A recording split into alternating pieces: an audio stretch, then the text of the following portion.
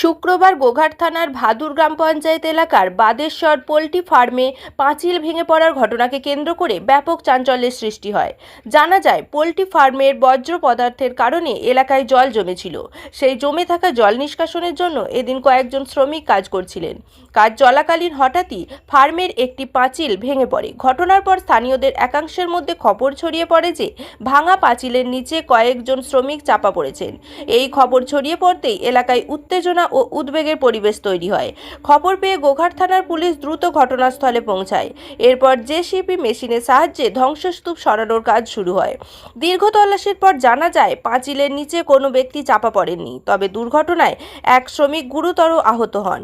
তাকে উদ্ধার করে চিকিৎসার জন্য হাসপাতালে পাঠানো হয়। ঘটেছে বলতে এখানে পোল্ট্রি ফার্মের দেয়াল ভেঙে পড়ে গেছে। একজনকে হসপিটাল নিয়ে যাওয়া হয়েছে। আমাদের এখানে গ্রামের একটা মেয়ে বলছে যে এখানে আরেকজন চাপা হয়ে আছে। এর আগে আন্দোলন করা হয়েছিল।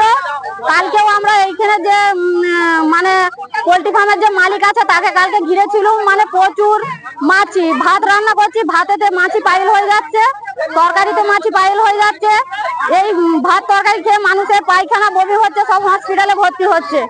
এর আগে যে হচ্ছে আমরা আন্দোলন করেছিলাম, এটা তৃণমূলের যে চটি চাটা দাদারা আছে তারা পোল্ট্রি ফার্মে আসছে, ডবল কুসুমের ডিম, মুরগি, যে এরকম থানাতে পুলিশ আছে তারাও আসছে, দেখছি হাতে করে ডিম মুরগি নিয়ে যাচ্ছে।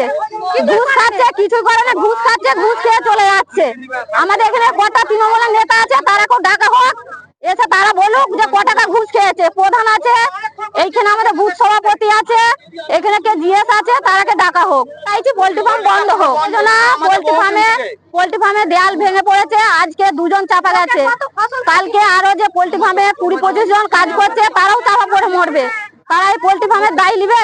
পোল্ট্রি ফার্মের মালিকরা রিক্তামুখী। এই যে পোল্ট্রিতে এই যে জল গুড় দাঁড়িয়ে পাঁচিল ভেঙেছে।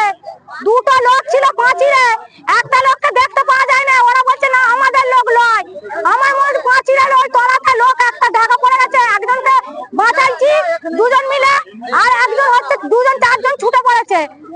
লোকটাকে দেখ যিশু পিলিয়ে ডাকা হচ্ছে, ওরা বলছে আমাদের লোক লয়।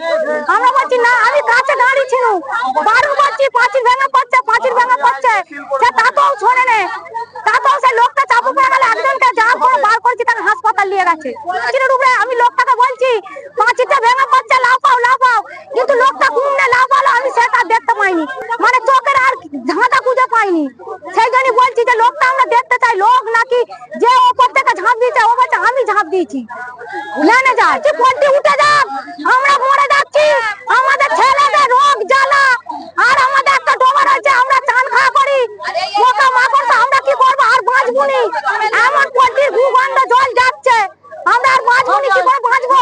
পোল্ট্রি আমরা পুড়িয়ে দেবো, আগুন জ্বালে, নাহলে পোল্ট্রি আপনাদেরকে তুলে দিতে হবে।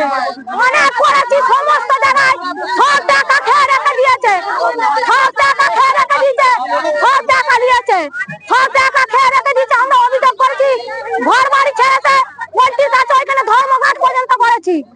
সব আমরা এখানে বাদ্যা স্যার, এটা হচ্ছে কি বলে থাকাটি তনুশ্রী সাদরা। নিউনুর সোফা সেন্টার, এখানে সমস্ত রকম সোফা পাইকারি ও রিটেলে বিক্রয় করা হয়। সমস্ত সোফা নিজস্ব কারখানায় তৈরি করা হয়। প্রোপাইটার হানিফ হোসেন খাঁ ও রুহুল হোসেন খাঁ, বড়ডোঙ্গল হাটতলা সিনেমা হলের সন্নিকটে, হুগলি। যোগাযোগ 7797170093 এবং 9382003105।